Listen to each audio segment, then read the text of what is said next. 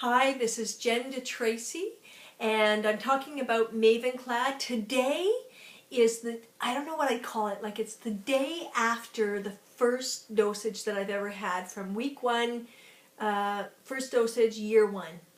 And what I want to share with you is my experience of going through that in the last 24 hours. So just let me take a sip of tea. My throat's a little dry, and then I'm going to share that with you.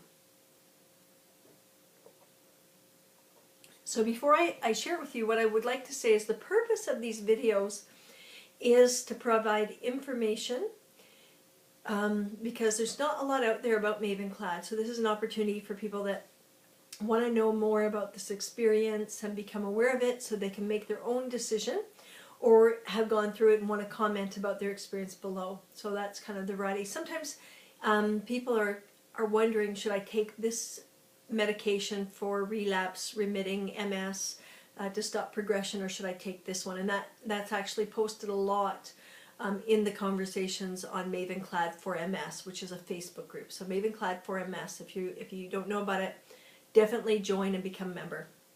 So my journey. So last night, which was a Thursday night, so now we're on Friday evening, I took my first dosage, and you can go back and watch that video if you want to see what the crazy thing was that I was doing to prep for it.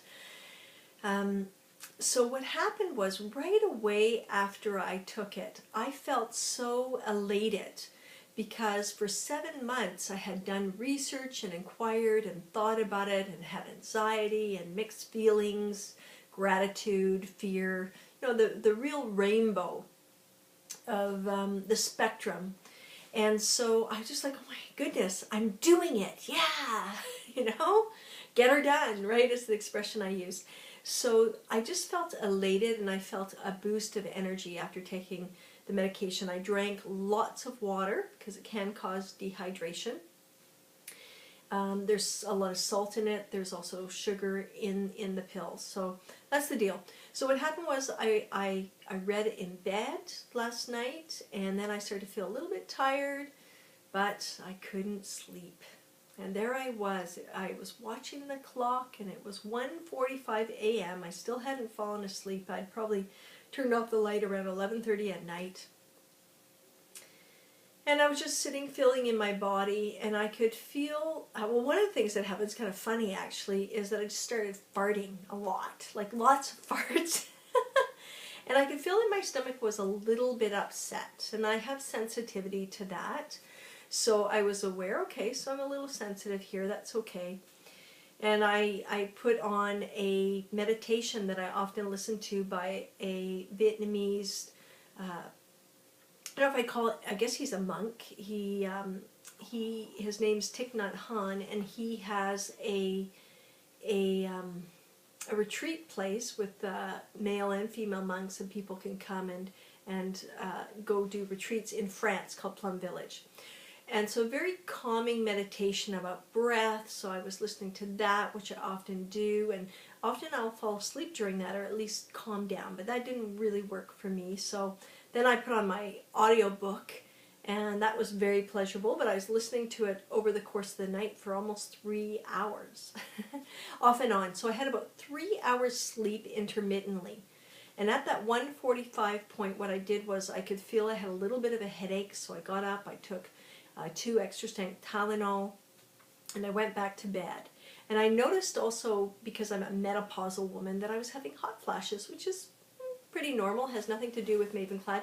But afterwards I was having chills. And part of that's because I'm in Montreal, and it was like minus 27 tonight, for example, so probably pretty cold last night. So the room was cold, but I was really feeling cold, so I went from hot to cold.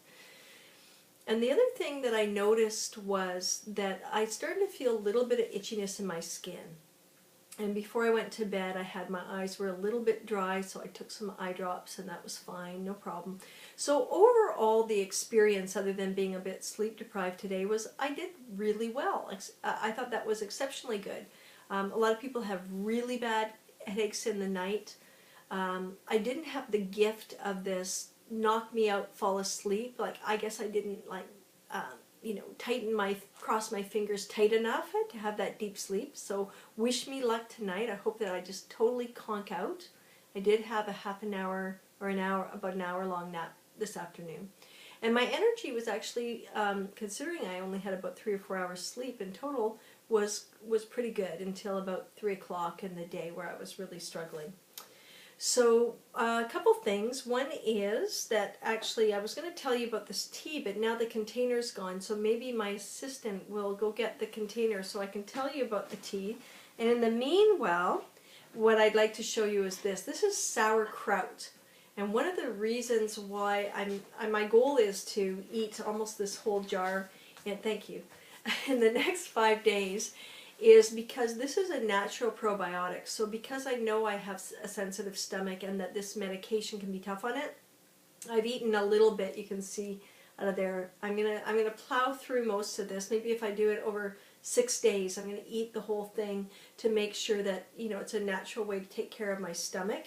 The other thing that I'm doing is this tea that was given to me as a birthday gift. It's called Tummy Coat.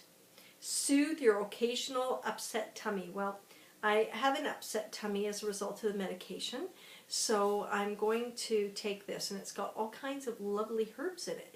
It has organic marshmallow root, fennel, which kind of tastes licoricey, chamomile, very calming, raspberry leaf, which is good for the stomach, coriander, lemon balm, lemongrass, which I love, and lavender.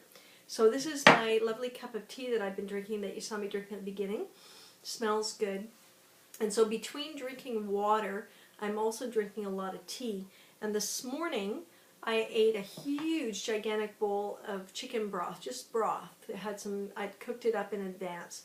And I find that just having something nice and warm, particularly in winter, very, very soothing. So I think that's it. Just let me check my little notes here and see what else I want to tell you. Oh, the one thing that I discovered, and this was around 3 o'clock today, and I'd already talked to the, I think it's a nurse that had contacted me to get an update after my first dosage, just to see how I was doing.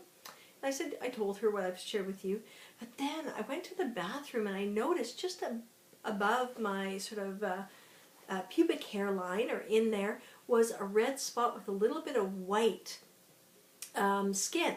And I was like, oh, geez. And I noticed one of them on my hip just off to the side. So I decided I wanted to call the line back and inform them. And the pharmacist did call me later, because part of me was, my biggest fear was, oh, shingles, right? But I had this 2 shingles vaccines at the end of last year to ensure safety around shingles. I had the flu shot. I've done the Hep B, so very meticulous.